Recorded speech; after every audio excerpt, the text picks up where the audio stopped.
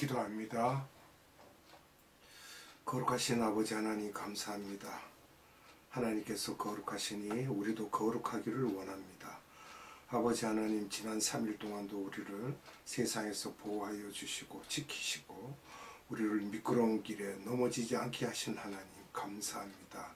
아버지 하나님, 우리가 세상을 살면서 미혹되지 않도록 항상 보호하여 주시고 하나님의 말씀에 우리 마음을 두고 그 마음이 늘 예수 그리스도만 향할 수 있는 그러한 믿음이 되게 하여 주시옵소서. 오늘도 생명의 말씀을 우리에게 주사 그 생명의 말씀으로 우리 영혼이 양식을 삼을 수 있는 복되고 복된 기이한 시간이 될 수 있도록 은혜 베풀어 주시옵소서.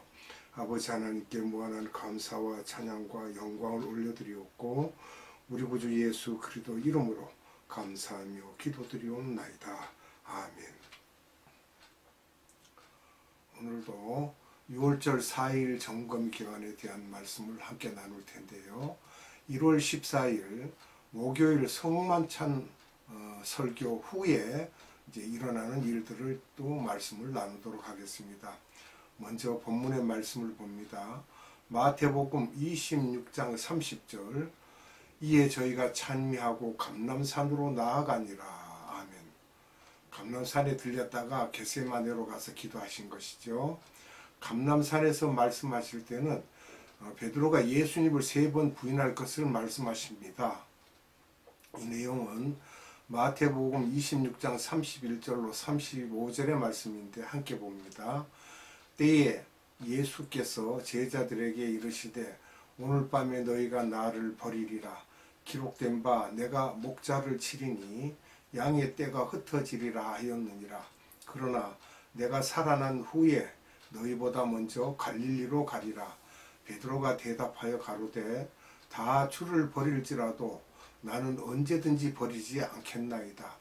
예수께서 가라사대 내가 진실로 내게 이르노니 오늘 밤 닭 울기 전에 내가 3번 나를 부인하리라. 베드로가 가로되 내가 주와 함께 죽을지언정 주를 부인하지 않겠나이다 하고 모든 제자도 이와 같이 말하니라. 아멘.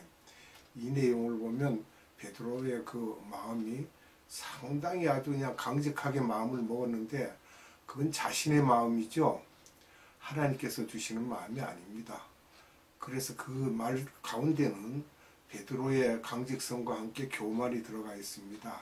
근데 예수님은 그 베드로를 오히려 고치시기 위해서 네가 오늘 밤 닭 울기 전에 나를 3번 부인한다라고 하신 그 말씀을 하셨을 때 베드로의 마음을 알고 계시지만 이렇게 말씀을 하셨던 것입니다. 목요일 밤 11시경인데요. 이제 겟세마네 도착합니다. 마태복음 26장 36절에서 38절에 이르는 말씀을 보도록 하겠습니다. 이에 예수께서 제자들과 함께 겟세마네라 하는 곳에 이르러 제자들에게 이르시되 내가 저기 가서 기도할 동안에 너희는 여기 앉아 있으라 하시고 베드로와 세베대의 2 아들을 데리고 가실새 고민하고 슬퍼하사 이에 말씀하시되 내 마음이 심히 고민하여 죽게 되었으니 너희는 여기 머물러 나와 함께 깨어 있으라 하시고. 아멘. 기도하시기 전에 제자들에게 깨어 있으라고 명하십니다. 깨어 있으라는 말은 너희도 나와 함께 힘을 합쳐서 기도하면 좋겠다라는 내용이죠.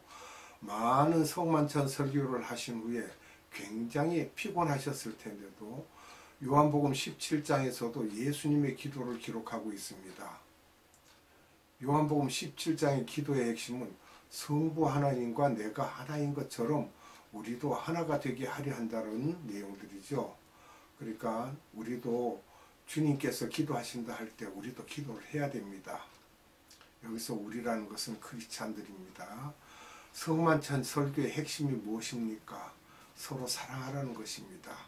이 내용은 요한복음 13장 34절로 35절에 기록되어 있죠.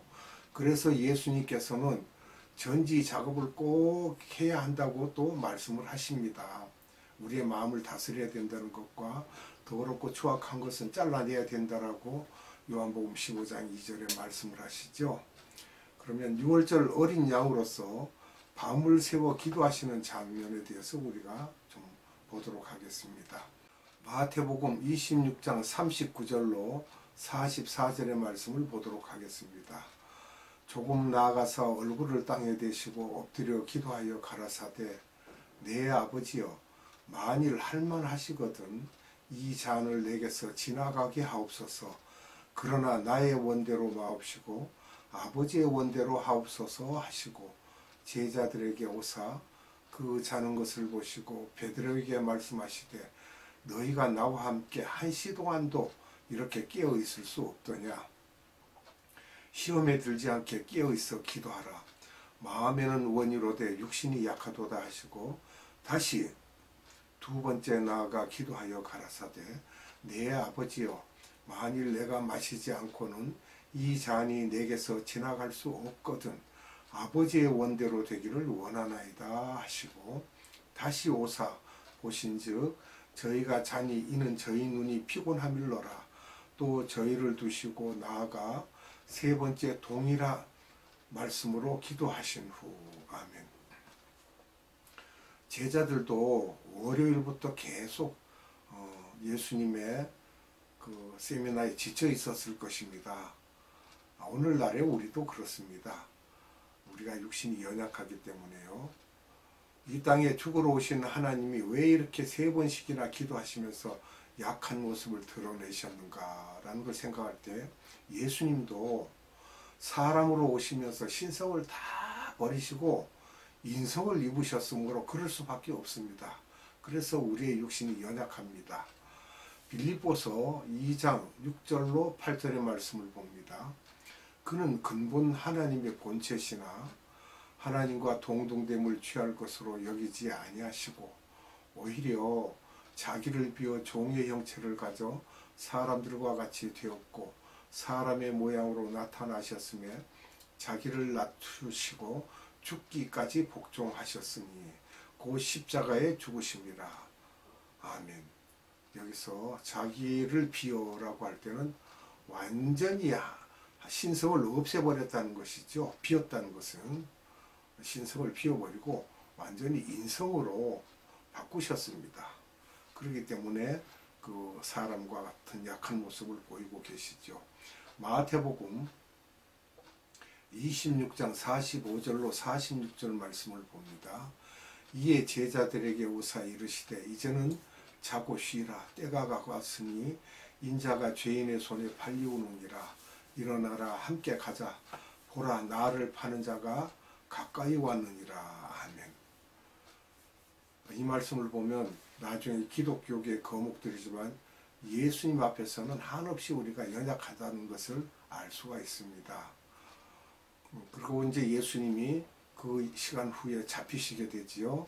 마태복음 26장 47절로 51절의 말씀을 봅니다. 말씀하실 때에 12 중에 하나인 유다가 왔는데 대제사장들과 백성의 장로들에게서 파송된 큰 무리가 검과 몽치를 가지고 그와 함께 하였더라. 예수를 파는 자가 그들에게 군호를 짜 가로되 내가 입 맞추는 자가 그이니 그를 잡으라 하였는지라. 곧 예수께 나와 랍비여 안녕하시옵나이까 하고 입을 맞추니 예수께서 가라사대 친구여 내가 무엇을 하려고 왔는지 행하라 하신대 이에 저희가 나와 예수께 손을 대어 잡는지라. 예수와 함께 했던 자 중에 하나가 손을 펴 검을 빼어 대제사장의 종을 쳐 그 귀를 떨어뜨리니. 아멘. 마태는 자기가 존경하는 베드로의 이름을 거론치 않았지만 베드로가 말고의 귀를 베어버린 사건이 있었죠. 이게 요한복음 18장 10절에 기록되어 있습니다. 요한은 실명을 또 기록해서 기록하고요. 마태복음 26장 52절을 봅니다. 이에 예수께서 이르시되 내 검을 도로 집에 꽂으라. 검을 가지는 자는 다 검으로 망하느니라. 아멘. 그 당시에는 예수님의 제자들도 검을 다 갖고 다녔던 것으로 보입니다. 또 마태복음 26장 53절을 봅니다. 너는 내가 내 아버지께 구하여 지금 12영 더 되는 천사를 보내시게 할 수 없는 줄로 아느냐 하면, 여기서 12영이라면은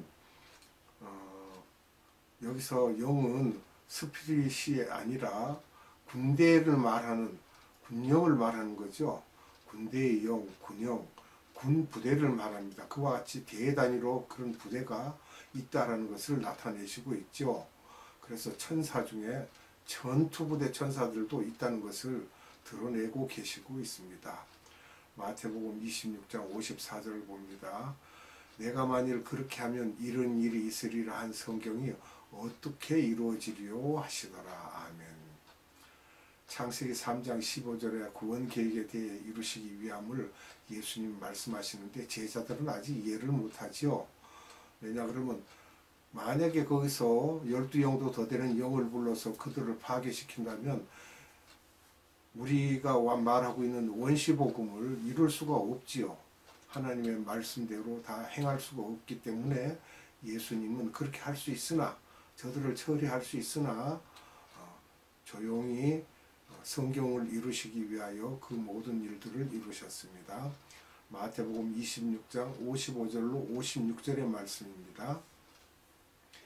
그때 예수께서 무리에게 말씀하시되 너희가 강도를 잡는 것 같이 검과 몽치를 가지고 나를 잡으러 왔느냐? 내가 날마다 성전에 앉아 가르쳤으되 너희가 나를 잡지 아니하였도다. 그러나 이렇게 된 것은 다 선지자들의 글을 이루려 함이니라 하시더라. 이에 제자들이 다 예수를 버리고 도망하니라. 아멘. 선지자들에게 이미 예수님의 죽음과 유다에게 팔리실 것을 말씀하셨죠. 구약에 가룟 유다를 보고 마귀라고 했습니다. 사람의 모습으로 온 것이지만 그 속에는 마귀가 있었다는 것입니다. 다음은 금요일 새벽 1시쯤에 일어났던 내용들을 또 살펴보도록 합니다. 마태복음 26장 57절입니다. 예수를 잡은 자들이 끌고 대제사장 가야바에게로 가니 거기 서기관과 장로들이 모여 있더라. 아멘. 가야바의 집은 성전 안이 아니라 예루살렘 도시 안에 있었던 것이죠. 또 58절을 봅니다. 베드로가 멀찍이 예수를 쫓아 대제사장의 집 뜰에까지 가서 그 결국을 보려고 안에 들어가 하속들과 함께 앉았더라. 아멘. 다른 제자들은 다 도망가고 없었으나 베드로만 그래도 따라와서 보려고 했던 것입니다. 그것만 봐도 베드로가 강심장입니다. 또 마태복음 26장 59절로 62절을 봅니다. 대제사장들과 온 공회가 예수를 죽이려고 그를 칠 거짓 증거를 찾음에 거짓 증인이 많이 왔으나 얻지 못하더니 후에 두 사람이 와서 가로되 이 사람의 말이 내가 하나님의 성전을 헐고 사흘에 지을 수 있다 하더라 하니 대제사장이 일어서서 예수께 묻되 아무 대답도 없느냐? 이 사람들의 너를 치는 증거가 어떠하뇨 하되 63절입니다. 예수께서 잠잠하시거늘 대제사장이 가로되 내가 너로 살아계신 하나님께 맹세하게 하노니 너가 하나님의 아들 그리스도인지 우리에게 말하라. 아멘. 자, 이걸 보면 창조주가 지금 피조물들의 참담한 소리를 들으면서도 잠잠하신 것은 우리를 구원하기 위함입니다. 우리가 그래서 늘 묵상해야 될 것은 우리는 누구한테든지 예수님 때문에 핍박을 당하면 이 말씀을 묵상하면서 오래 참아야 합니다.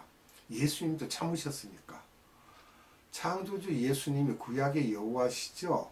그러니까 창조주께서 피조물들에게 정말 지렁이 같은 야고바라고 했던 이사야서 41장 14절의 말씀과 같이 그런 우리는 개미나 지렁이 같은 존재들입니다.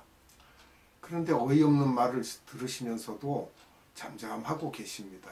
그래서 우리가 오래 참음이 성령의 9가지 열매 중에 들어가게 되는 것입니다. 마태복음 26장 64절을 보겠습니다. 예수께서 가라사대 내가 말하였느니라. 그러나 내가 너희에게 이르노니 이후에 인자가 권능의 우편에 앉은 것과 하늘 구름을 타고 오는 것을 너희가 보리라 하시니. 아멘. 이것은 예수님이 왕 중의 왕으로 이 세상에 재림해 오실 것을 말하고 계시죠. 예수님은 항상 스스로 증거하지 않고 네가 말하였다 하시면서 간접적으로 말씀하십니다. 그러면 26장 65절로 68절의 말씀을 또 봅니다. 이에 대제사장이 자기 옷을 찢으며 가로되 저가 참남한 말을 하였으니 어찌 더 증인을 요구하리요. 보라, 너희가 지금 이 참남한 말을 들었도다. 생각이 어떠하뇨?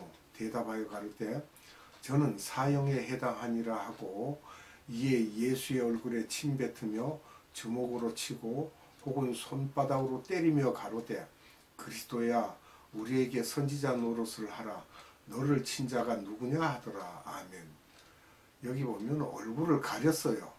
눈을 가리고 얼굴을 가리고, 그러고는 주먹으로 치고 뺨을 때리고 침을 뱉고 했죠.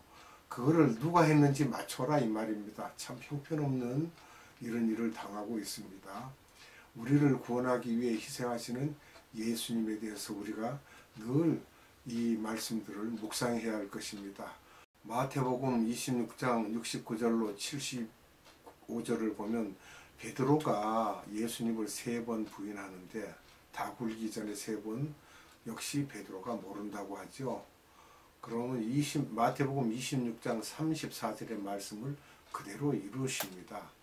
예수님이 베드로만 유독 이런 경험을 하게 하신 것은 베드로를 더욱 겸손하고 낮아지게 하여서 크게 쓰시려고 주님께서 아시고 이미 그렇게 하셨다는 것을 우리가 알 수 있습니다. 마태복음 27장 1절과 2절을 봅니다. 새벽에 모든 제사장과 백성의 장로들이 예수를 죽이려고 함께 의논하고 결박하여 끌고 가서 총독 빌라도에게 넘겨주니라. 아멘. 이제 가야바의 집에서 빌라도에게로 넘어가시는 거죠. 빌라도에게로 넘깁니다. 그 총독은 로마에서 인정한 그 지방의 최고 통치자입니다. 사람을 죽일 수도 있고 살릴 수도 있죠. 로마는 군정시대에 이런 제도가 있었기 때문에 그렇습니다. 마태복음 27장 3절로 5절을 봅니다. 때에 예수를 판 유다가 그의 정죄됨을 보고 스스로 뉘우쳐 그 은 30을 대제사장들과 장로들에게 도로 갖다 주며 가로되 내가 무죄한 피를 팔고 죄를 범하였도다 하니, 저희가 가로되 그것이 우리에게 무슨 상관이 있느냐, 네가 당하라 하거늘 유다가 은을 성소에 던져놓고 물러가서 스스로 목매어 죽은지라. 아멘.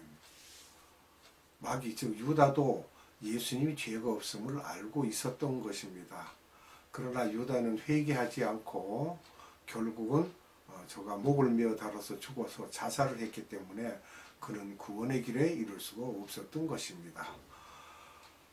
다음 내용은 다음 시간에 또 말씀을 전하도록 하겠습니다. 기도합니다. 자비롭고 은혜로우신 아버지 하나님 감사합니다.